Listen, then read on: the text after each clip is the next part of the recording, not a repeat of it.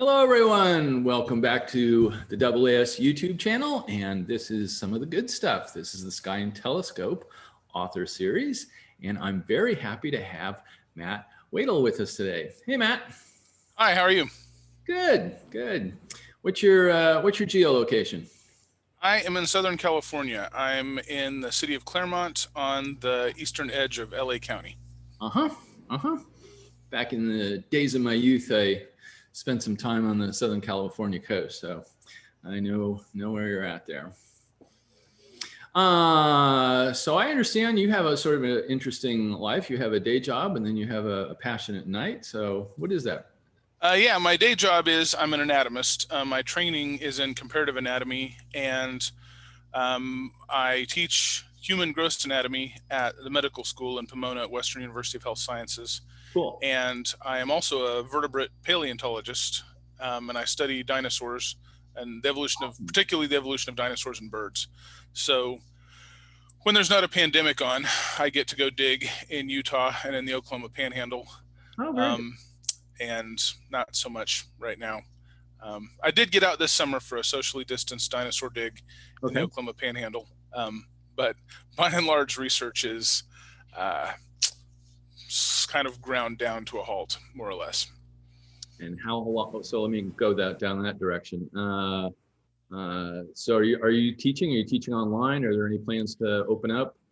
We have been, since about the second week of March, we've been entirely virtual, which means that we had to scramble to get our gross anatomy curriculum online. And typically it's a dissection-based course, so we had a lot of significant retooling to do. Right. We're really hoping to be able to get students back on campus in the spring to get to see some cadavers, because anatomy is inherently a tactile body of knowledge and a skill set, and we know that they need that the physicality of the encounter. So yeah, definitely. Well, I'll keep my fingers crossed for you. Thank you.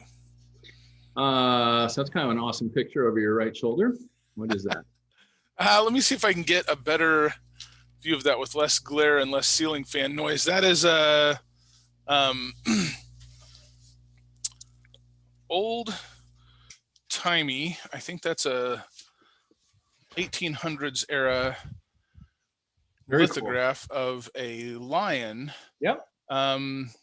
My son found that at a street sale in Vienna, Austria, about 3 years ago. My wife had a conference there. She's a scientist as well. And my son London and I went along as tourists and had a really lovely time. So awesome. So we're all animal people in this household. I could guess maybe some of your favorite constellations are. So how long have you been doing astronomy then? Since 2007. I grew up in rural Oklahoma under crazy dark skies. I had binoculars, but I didn't know that you could use them for stargazing, which is kind of ironic now since I write the binocular highlight column for Sky and Tel. I thought that telescopes were just prohibitively expensive. And when I was growing up in the 80s, for me, they really were. And then in 2007, I was teaching at UC Merced, and they needed faculty to chaperone a student field trip to Lick Observatory in San Jose. And I'd given lots of tours of natural history museums, and I thought it'd be really fun to go get shown around somebody else's big science building. So I signed up to be a chaperone, and it really rekindled my interest in astronomy. I picked up an issue of Sky and Tel off the newsstand, and the telescopes that were $300 when I was in high school and out of my range are still about $300, and now I'm a grown-up with a decent job. So I did research for about a month and got a 6-inch Dobsonian, and have been happily engaged ever since. Awesome. And that is going to lead us to this really lovely Sky and Tel article on, this is the December issue. The Caldwell Catalog turns 25. And Matt, Take us away. This article came about in a couple of ways. I've had a long-standing interest in the Caldwell Catalog and in other astronomical catalogs and observing lists.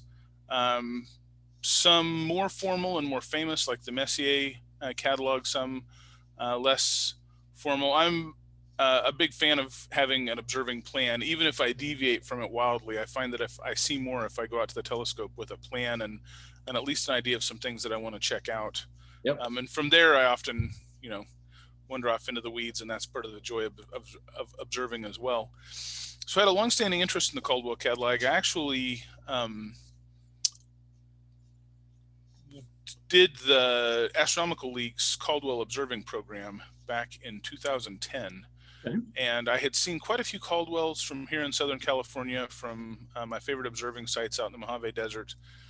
And that summer, I had an opportunity to go to South America, to Uruguay, for a scientific conference. Oh, nice. And it was in the town of Punta del Este, which is right on the beach. It's sort of the Uruguayan equivalent of Santa Cruz. Yeah. And I went in July, which is their winter time, so the town was mostly shut down. A lot of the lights were off.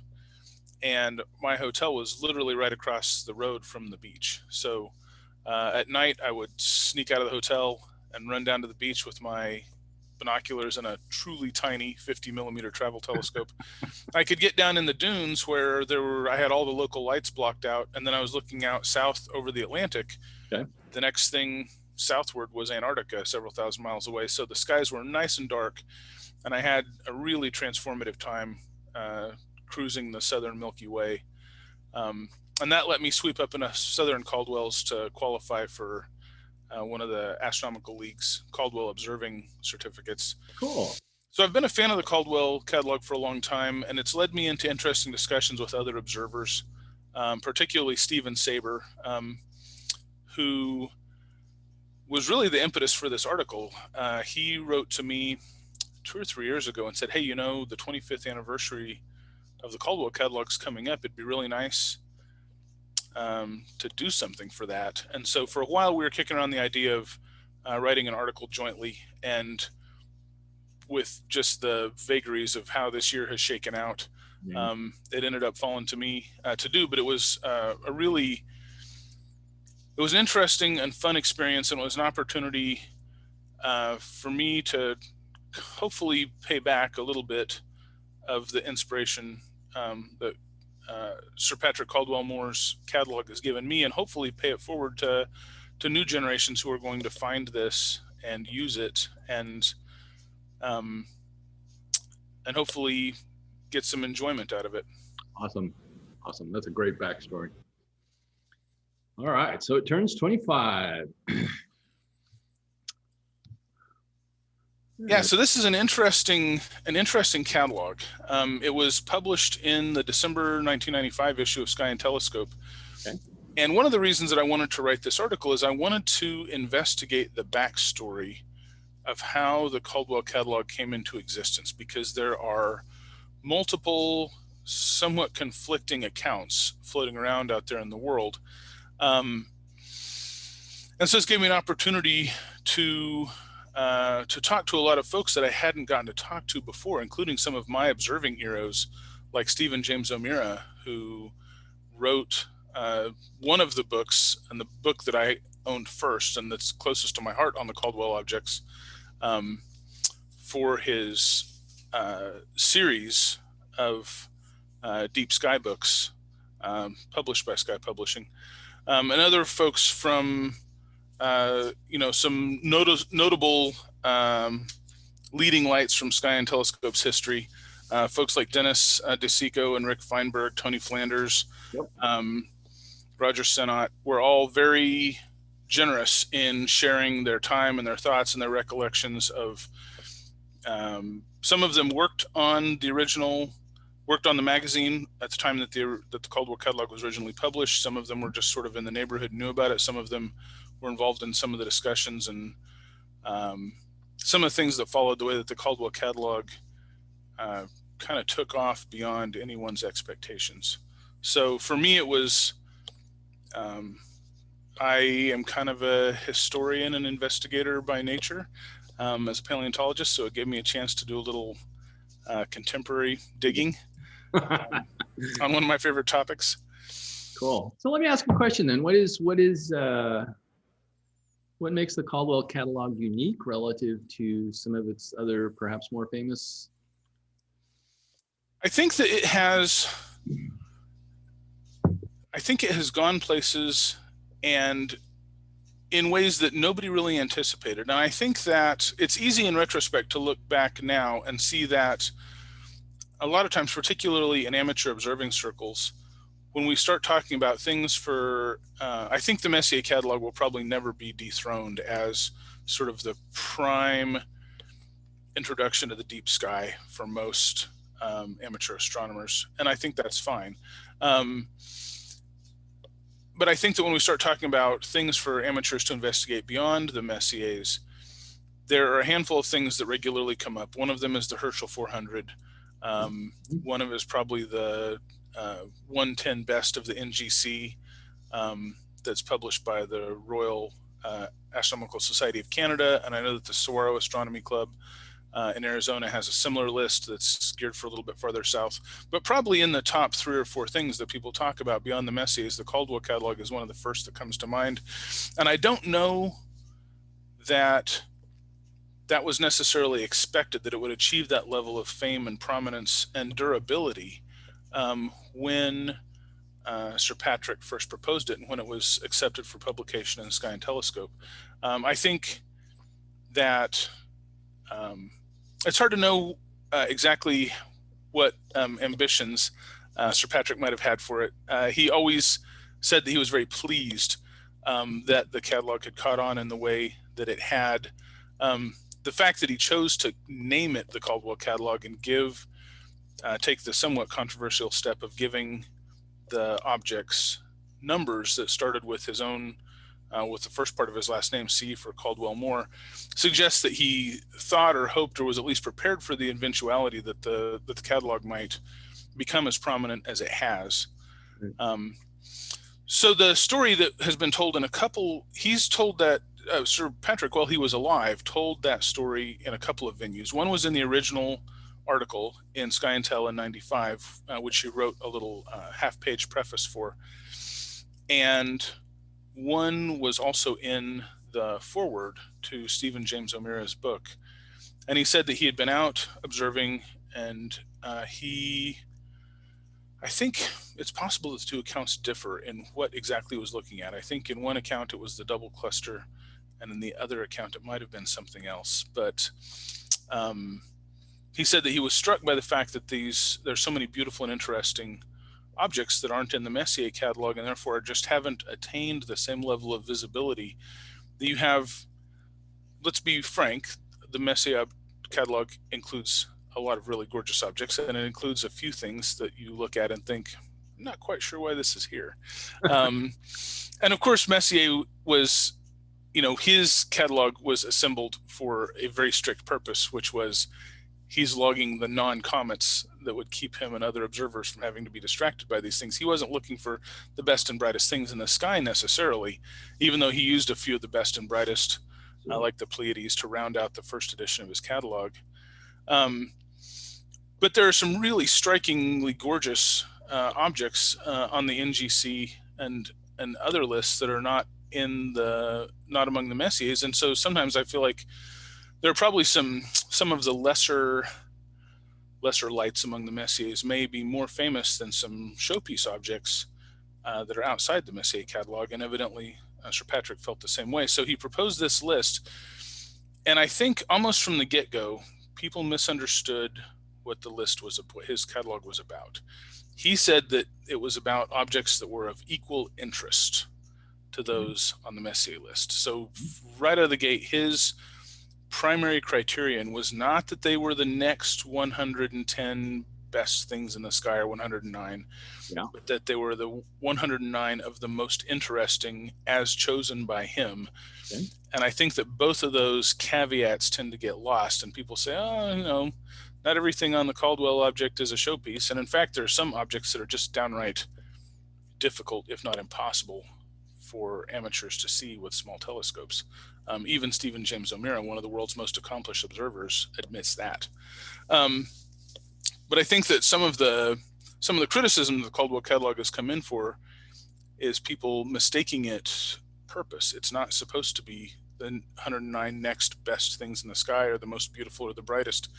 It's supposed to be things that are of astrophysical interest, and that includes some gorgeous things like the double cluster and like the Hyades, and it also includes some challenging objects. And that's something that Sir Patrick also admitted right up front, is that he was deliberately including some challenging objects to reward people that had big telescopes, because astronomical observation had come a long way by the 1990s from where it had been in the 1700s when Messier was working on his catalog. So he said that he, drew up this list and handwritten list, and he dashed it off and put it in the mail to Sky and Telescope to see if they would be interested. And that's one account. There's another account, which is that Sky and Telescope commissioned this article, and I've seen this account written in such a way that it sounds like the whole idea for the Caldwell Catalog was dreamed up in some cigar smoke laden office in the bowels of corporate magazinedom, and that it was all a big promotional stunt, and that they got Patrick Stewart to sign on to make this happen. But it has to do with the sequence of events and about what we're talking about. Sky and Telescope absolutely did commission the article for the December 1995 issue, but that was after they'd received the unsolicited list from Sir Patrick and had a discussion about it and said, hey, this seems pretty interesting. We think that, it came at a good time. The 1990s, the Dobsonian revolution was far enough along that Dobs weren't new and scary, and commercial Dobs were becoming widely available and becoming quite good. Right. And the Schmidt-Cassegrain telescopes were putting more aperture and convenient packages into the hands of amateurs, and in particular harnessed to, by the late 90s, you already had people experimenting with computer-driven pointing and early go-to systems, and certainly tracking was available for most commercial SCTs. So people had the firepower to go after some of the more challenging deep sky targets. So the editors of Sky and Telescope at the time thought, this is an interesting thing. So they solicited the article, and Sir Patrick was flattered by their interest, but he had a lot going on at the time, and he was getting on in years himself, and he said that he was too busy to write the entire article, but the folks at Sky and Tel were welcome to adapt his letter into an article, and that's why Barlow Pepin is the co-author on the original article. He was the editor that was assigned to take what Sir Patrick had sent and turn it into an article for the magazine, and then Sir Patrick got to see and sign off on the final article before it was published. Cool. I was really happy about how it came out. And I would say that almost immediately there was, on one hand, a lot of interest and excitement, and a lot of these other lists that have come into prominence have, they might not have been, many of them existed in 1995. Not all of them were as prominent as they are now. We're looking at this through a lens of a quarter century of history, when there has been a lot more interest in the deep sky, and and amateurs pushing ever deeper, both into remote areas with less light pollution and deeper into space with bigger telescopes. So there was a lot of excitement about the Caldwell Catalog, and it kind of took off. And there has also been criticism of the catalog that some of the objects are almost impossible to see. There were some errors in the original catalog as published in Sky and Telescope. Errors in position, errors in position, errors in identification. Some of them, I think one or two of them, the NGC numbers were given incorrectly. And so the original 1995 article is not actually the best source. It's obviously of historical interest, but if you want the list of objects and their location and what they actually are, almost all of those errors were caught by Stephen James O'Meara when he wrote his book. on the Caldwell objects. So that's probably the best sort of one-stop shop for people who want to track down the objects and want to have a single, as far as I know, error-free, concise list. I think that, and then some people were just offended that it was called a catalog. They feel that the term catalog should be reserved for a professional catalog that's published in a peer-reviewed source for scientific purposes. And I have some strong feelings here, because I have seen people in amateur astronomy fora, you know, newcomers come in and they're using the Caldwell numbers as freely as, you know, advanced amateurs use the Messier numbers. Like if I want to talk about M97, I'm way more likely to just use M97 than I am to spout the NGC number, which I actually don't even know off the top of my head. And the Caldwell numbers haven't caught on to that same extent. And I think that most people, when they write about the Caldwells, tend to include the NGC numbers or other designations as well. But occasionally amateurs will wander into fora and say, oh, hey, you know, C14 is amazing. And I've seen repeatedly the old guard kind of rise up and smack these people down and say, nobody actually uses those numbers. It's the Caldwell catalog isn't a proper catalog. You should be looking at better sources. And it has a couple of deleterious effects. One, I've seen more than once newcomers come into these fora and end up apologizing for even asking the initial question. And I think, terrible. What an astonishingly anti-outreach position to take. Instead of taking those people's interest and enthusiasm and harnessing it, it's turned into something else. And also, I think that I'm not sure what the end game that the Caldwell critics have in mind is. It seems like most of them want the list to just stop existing, and that's clearly not going to happen. Exactly. So does it have errors as originally published? Absolutely. Are there some visual stinkers on the list? Absolutely. Did it have to be corrected later? Absolutely. The interesting thing to me is every single one of those things applies to the Messier catalog. Messier catalog, as originally published, had errors. They had to be corrected later. In fact, if you want to be a purist about a catalog needing to be published in a scientific venue for scientific purposes, then you probably shouldn't be using most of the later and higher Messier numbers, because a lot of those were added in the 20th century, and the last two were added in the pages of Sky and Telescope. So if you're a 109 or 110 Messier person, then you are including Sky and Telescope as one of the venues where that list was completed in the sense that it is used today.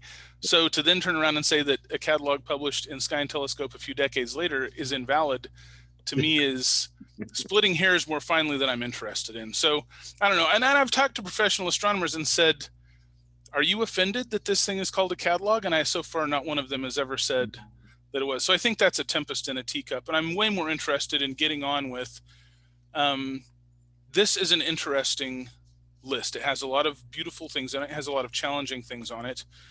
Is it a perfect list for the purposes that a lot of people want to put it to, which is being the best 109 things past the Messier? Absolutely not. But that was never the goal. So I am, I guess you'd call me a Caldwell apologist, and I guess it's my tendency in that direction. It was part of the reason I wanted to write this article, is I wanted to kind of set the record straight about what Sir Patrick intended, and about how the article came to be published, and about what's happened to it since, so that at least if we're going to have conversations about the catalog, we can start from a common ground of shared fact. There we go. Well, that's always a good thing.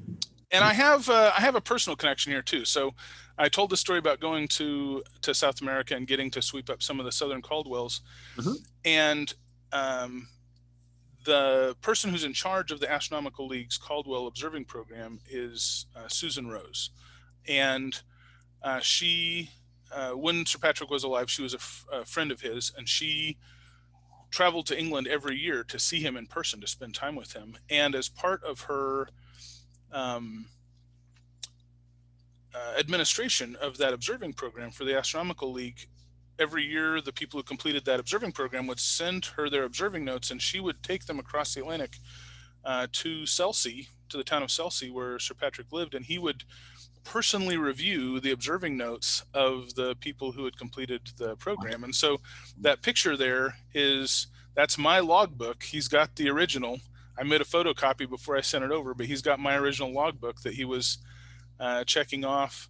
And I didn't know that that was going to happen. I just knew that I had sent in my observations, and as with Astronomical League programs, if they meet the program requirements of maybe a couple months later, you get a certificate and a pin in the mail. Cool. And what I got was a certificate and a pin and a handwritten letter from Susan Rose and a hand-signed certificate from Sir Patrick. Awesome. And photographs of him reviewing my notes. And I didn't know that this was going to happen. I didn't know that she was going to take that. This is something that she did. I found this all out after the fact, and I was floored because he's one of my observing heroes, and his contributions to amateur astronomy. There's probably not another single person in the history of humankind that's had such an impact on amateur astronomy. So that our stories intersected even a little tiny bit was really really special for me. That is awesome. And he passed away just a couple years later, but right up until the end of his life, he was always really excited and really enthused, and I think he got a lot of energy and enjoyment out of the fact that something that he had put out into the world brought so many people, attracted the interest of so many people, and that then when he got to see their observing notes, their investment in this thing that he had put out into the world, it sort of brought a lot of good energy back to him. So I think that was just a wonderful thing, and I think that Susan Rose really deserves a lot of thanks and recognition for making that cycle of happiness and reward keep going. Cool. So one of the things that we're seeing as we go through the article here are these beautiful astro photos that are accompanying this boxed observing feature. One of the people that the person that I worked most closely with on the article is Sky and Tel editor Diana Hannah-Kanan, who was too modest to let me thank her in the little acknowledgments blurb at the end of the article. I tried to, but she struck her own name from the list. So, haha, Diana, I'm thanking you publicly. You made it through the video, Diana. After all, we had talked about the fact that it'd be nice to have something to go with sort of the historical accounting about the Caldwell list and the 25th anniversary celebration. And so she suggested an observing feature, and autumn is a fantastic time to see Caldwells. And one of the things that really motivates me as a telescopic observer and as a binocular observer is that you can see so many different astronomical phenomena and astrophysical phenomena with modest instruments. You can see stars being born in stellar nurseries. You can see open clusters from young to old. You can see field stars and double stars that are now free from the clusters in which they were born. Mm-hmm. You can see planetary nebulae and supernova remnants that marks the end of the lives of stars and their elements being returned to the interstellar medium and to the dust and gas and galaxies that's going to be recycled into new generations of stars. You can see galaxies themselves. And so it's very motivating for me, especially when I go out with friends, to sort of give them an astrophysical tour that's sort of, this is what stars look like when they're being born. This is what they look like when they've blown away the gas and dust from their stellar nursery. This is how they die. This is how galaxies, this is sort of the life cycle of the matter in the spiral arms of galaxies. And that's a story that we're part of. It's commonplace to say that we're born from stardust, but we'll also be stardust again. And when the sun swells into a red giant and blows off its outer layers to become a planetary nebula, our atoms will be spread into the interstellar medium and will eventually be swept up into new generations of stars and planets. And as a paleontologist who thinks about deep time a lot, usually when we talk about stars, the first thing that comes up is how far away they are. Mm. But in another sense, there's no distance from the stars and us at all. They are right here with us. We're only separated from a functional star in time. If you take the atoms in our bodies and you go back, almost all of them were born by fusion in the heart of a star. And if you go forward in time, they will be swept up into new generations of stars as well. So that is, I think, one of the biggest thoughts that a human being can hold in our brain. And so it's, I'd say everything else that I do in astronomy is trying to understand some piece of that story in a little bit more detail. Cycle of life. So it was really rewarding to get to do an observing feature, because there's just so many gorgeous things. The autumn is absolutely my favorite observing season, because if you go out at the right time, especially in November, December, if you get going right after sunset, you can still catch the summer constellations. And then not long after, the winter constellations are rising, and there's just such a vast array of beautiful things to look at. So here's a small list. Yeah, satisfying to get to point people towards some of those objects and get them invested in that story. Hopefully, that's always my goal, is to get people invested in the reality of these things. Like, it's a big thought to hold in your head, just how big a galaxy is. And you go out and, you can, if you're running and gunning, you can see half a dozen galaxies in 10 minutes. But to stop and think about what each one of those things actually is and the amount of time and space that it encompasses, that's a different thing. So Indeed. Well, that is very cool. And I guess that kind of leads me to the final point that I want to make, is that one of the things that I like about the Caldwell Catalog is that it's a reminder to me that amateur observational astronomy does not have to be a one-way street of us just taking lists that were assembled by someone else and dutifully checking off these objects. But amateurs make discoveries all the time, and there are countless ways that amateurs can give back and pay forward and broaden other people's horizons, from sidewalk astronomy, outreach activities, taking a telescope to a school or a library when there's not a raging global pandemic, to writing blog posts, which is how I got started and got discovered, to writing books, articles. Some amateurs choose to get involved in scientific research. That's phenomenal.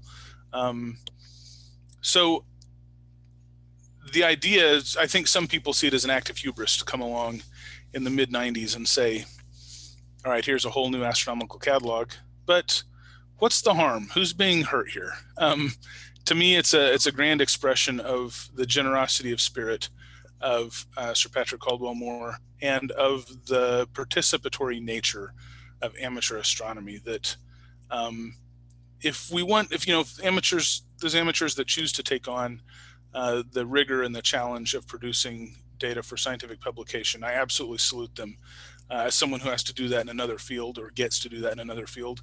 But for the rest of us, it's a celebration of the night sky and of the universe and of our place in it. And to me, the Caldwell Catalog is a little piece of that celebration, a little bit of a reminder that amateur astronomy can be a creative act as well. Yep, right here, catalog celebration. Absolutely, very cool.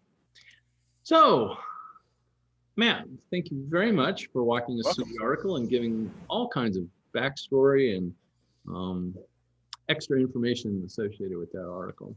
So let me ask, where does the Caldwell, or perhaps other catalogs, if you look in your future crystal ball long enough, where does that go?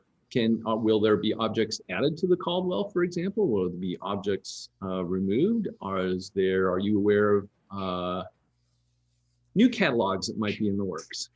So sort of, where do we go over the next 5-10 years on catalogs? That's a really good question. I think that I don't imagine that objects are going to be added to the Caldwell Catalog. So Okay. Messier left a complicated history, and there were several published versions of his catalog. He was working on a version when he died that did not make it to publication, that included further observations and notes. He had the observations of his observing partner, Pierre Michon, who discovered some of the objects that are now referred to as Messier objects. They were collaborators. They're working together. This is natural in science. And so there was in a way, the Messier Catalog and the Caldwell Catalog have almost as different origin stories as they could possibly have, and that the Messier Catalog was this thing that was conceived and assembled over a span of decades by Messier as one of the foremost scientists of his time, collaborating with other scientists, in conversation with other scientists, both within France and abroad. And the legacy that left behind was so complicated, and the published versions were captured such an incomplete part of that, that the catalog, in the sense that we use it today, wasn't really completed until the mid 20th century through the notes and writings that he left behind. And then the Caldwell Catalog was basically banged out in one night by Sir Patrick, and minus a few after the fact corrections by Stephen James O'Meara and others. That's it. So given that it wasn't initially a collaborative exercise, that there's not reams of scientific notes to pour through, and given that Sir Patrick himself had almost 20 years in which he could have revised the catalog after the fact and chose not to, I don't think that there are going to be additions or subtractions. Yeah, some of the objects are challenging, but good. I don't think anybody should be surprised by that at this point, considering it's the most common complaint that gets brought up about the Caldwell Catalog. So I think what's going to happen is that I think there are going to be more catalogs in the future. Exactly what form that's going to take, I don't know if there is ever going to be.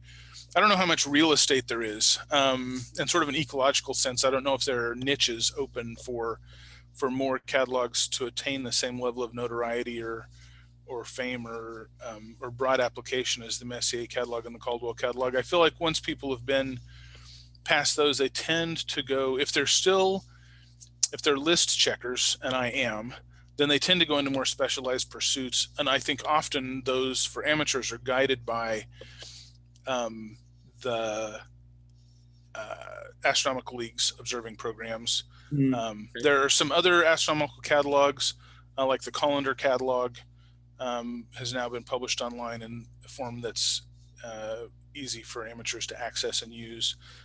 There are people who go after the whole NGC, or at least all of the objects that Herschel himself, the elder Herschel, discovered. So I think there are a lot of branching pathways out. I think that the Messier Catalog will always be at the center in terms of astronomical catalogs that amateurs discuss and use. And I think the Caldwell Catalog will be there in that little tight constellation of probably the next things that people address. And then where are we going to be 50 or 100 years from now? I think as long as they're amateur stargazers, or in other words, as long as humankind is not extinct, that says the dinosaur hunter. Exactly, that the Messier Catalog and the Caldwell Catalog will continue to be used, as will others like the Herschel 400, like the 110 Best of the NGC.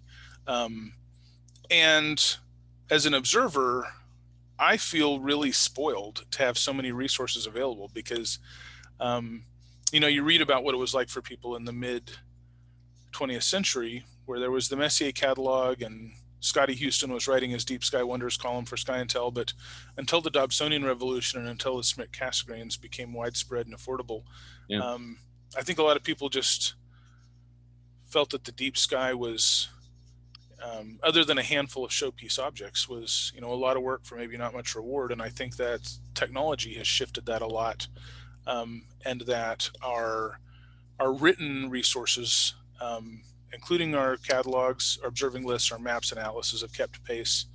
I think that the next, I don't know where the next step forward is going to come, whether it's going to come from an atlas as much as I like the Pocket Sky Atlas and Sky Atlas 2000, I'm a big fan of Interstellarium as well. I am really interested to see how the evolution of electronically assisted astronomy and the integration of software. As soon as I got the job writing the column for Sky and Tel, I realized I had some resources now to spend in astronomy, so I got Sky Safari Pro, and I use that all the time. And it's become probably, in terms of numbers of times that I access it, it's become by far my most used astronomy resource. And that's not something that I expected, because I'm a big fan of sitting out in the backyard with a red flashlight and a paper planisphere too. So what I see is a real broadening of resources, of opportunities, and I don't know if it's ever going to, if we're ever going to narrow, if certain things are going to become so prominent that they kind of hoover up all the attention, or if that will just sort of fall into different channels, like, oh, you're a I don't know, maybe you're a planetary nebula person. The Astronomical League has a great planetary nebula observing program. Maybe there'll be more specific observing lists, guides, programs around certain types of objects. I would love to see, and the gleam in my eye, if I had the time, would be to write something about sort of the visible structures of the Milky Way, like the Orion Spur and like Gould's Belt. And I suppose as an anatomist, I want to know how the galaxy's put together. And I think a lot of and I want to know how things relate to each other in space. I think a lot of observing guides are, go out at this time, look here, see this object. And it's very sort of isolated and atomized. And what I'd really like to know is that open cluster being tidally distorted by this structure over here, or is it in a mutual gravitational relationship, or was it born out of the same, wave of star formation that swept through 1.5 million years ago? I think we're getting to the point maybe where there's enough amateur interest, and in a sense, we lag behind the professionals on this too, in that we can't tell the story of the observational story of the history of the Milky Way any better than it's already understood by professional astronomers, and that's something they're still piecing together. We look at these lovely painted pictures of the sort of an overhead polar view of the Milky Way, and then you start going and reading the primary technical literature on how many spiral arms there are and where they are, and you realize there's some pretty titanic gaps in our knowledge, and there's some of these things that we may never know for certain. And I think that's inevitable when popular attention starts to catch up with the leading edge of science. Is from far enough back, science looks like an edifice with solid walls, and when you're on the cutting edge, it looks like a rotting fishing net that's mostly holes. That's sort of surrounded and defined by a few rotting threads of data that's not quite as solid as we'd like it to be. And so I think it's inevitable that as popular attention catches up with the professional state of the art, that those uncertainties become more visible. And I think astronomy has kind of existed for a long time at that uneasy tipping point between popular attention and professional progress, where, as soon as we found out that there weren't just one icy thing out there past Neptune, but there were many, many of them in a belt, then is Pluto a planet or not? I don't want to go into that right now. What's interesting to me is that as a science and as a hobby, we already went through this in the early 1800s with the discovery of asteroids. And when the first asteroids were discovered, they went into textbooks as planets. And that went on for about half a century until people realized, oh, there's not just 5 or 6 or 10 of these things, there's thousands. And I think that's inevitable for the Kuiper Belt objects as well. But it illustrates the fact that there are some fields that are maybe not, where the popular attention is maybe not quite falling sort of right in the immediate footsteps of professional attention. And so the debates that rage in professional circles are maybe a little bit less visible. And astronomy, I think because we're also passionate about this, doesn't have that separation. So I think part of the future story of amateur astronomy is going to be dependent on where professional astronomy takes us. For example, amateur astronomers using their telescopes to detect exoplanet transits. Sure.